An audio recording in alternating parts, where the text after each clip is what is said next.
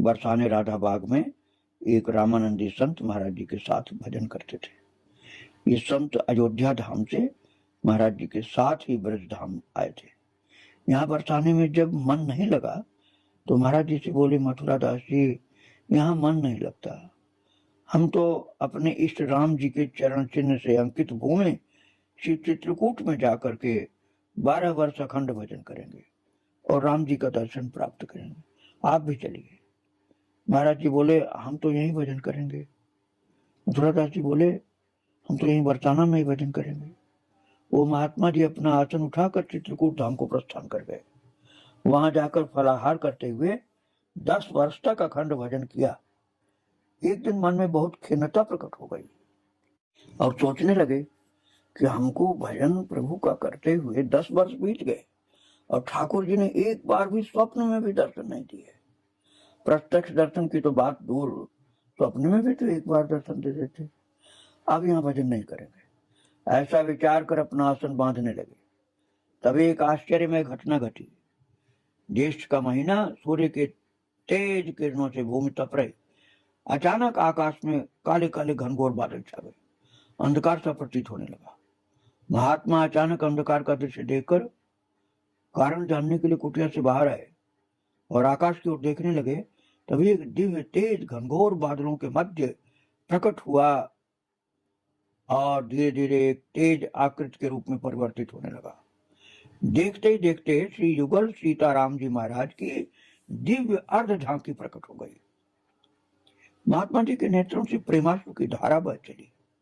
राम जी धीरे से बोले, अभी 10 वर्ष ही हुए हैं तुम्हारे भजन को, तुम्हारा संकल्प 12 वर्ष का था, अभी 2 वर्ष और भजन कीजिए, तुम्हारे अभीष्ट की पूर्ति होगी। ऐसा कहकर राम जी की झांकी अंतर्धान हो गई। बादल समाप्त हो गए, पुनः सूर्य की किरणों से भूमि तप्त हो गई। 2 वर्ष तक और तन्मयता पूर्वक महात्मा जी ने भजन किया और लक्ष्य को प्राप्त करके श्री बरसाना धाम महाराज जी के पास आ गए, मथुरा दास जी के पास आ गए। महाराज जी को प्रारंभ से लक्ष्य प्राप्ति तक की घटना का वर्णन सुनाया। महाराज जी रोमांचित हो गए। कुछ समय वास करके महात्मा जी पुनः चित्रकूट धाम भजन करने के लिए चले गए। ये घटना महाराज जी के हृदय में बस गई।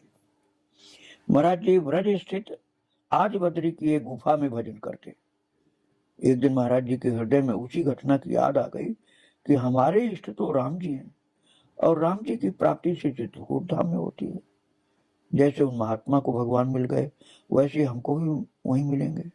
ऐसा विचार कर महाराज जी ने चित्रकूट गमन की तैयारी आरंभ की, अर्थात अपना आसन बांधने लगे। और उसी समय श्री जी की अहेतु की कृपा हुई और श्री जी 7 वर्ष की बालिका का रूप बना करके मथुरा दास जी के सामने आ गए और मथुरा दास जी से पूछा, बाबा जी क्या कर रहे हो? महाराज जी बोले, अपना आसन बांध रहे हैं। कन्या फिर बोली, काय को? महाराज जी ने कहा, हमारे इष्ट राम जी हैं, इसलिए हम चित्रकूट जा रहे हैं। बालिका बोली, बाबा तो राम और कृष्ण में भेद माने हैं? राम और कृष्ण तो एक ही हैं, एक ही हैं। ध्यान दें, स्वयं श्री जी कह रही महाराज। बाबा जा भेद को लेके तू कितनो ही भजन कर ले तो ठाकुर ना ही मिलवे बारे। चाहे तू राम की भजन कर ले, राम को भजन कर ले, चाहे कृष्ण को भजन कर ले, तो बरसाने चल, वहीं मेरे गांव में भजन करियो। इतना कह करके जाने लगे राधा रानी। तो महाराज जी ने पूछा, तुम कहाँ रहती हो? कन्या बोली, बाबा मैं तो बरसाने रहूं। ऐसा कह करके बालिका चली गई।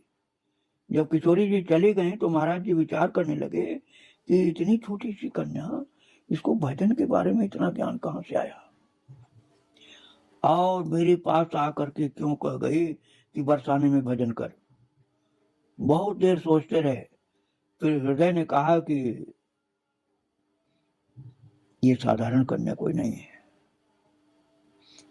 ये तो साक्षात किशोरी जी है।